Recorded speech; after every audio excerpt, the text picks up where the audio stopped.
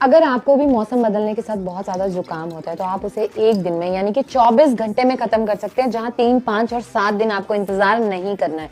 बहुत सिंपल है। आपको क्या करना है, आपको लेना है आधा चम्मच अजवाइन, 1 तेज पत्ता, 2 इलायची, 1 लौंग और 2 गोल काली मिर्च।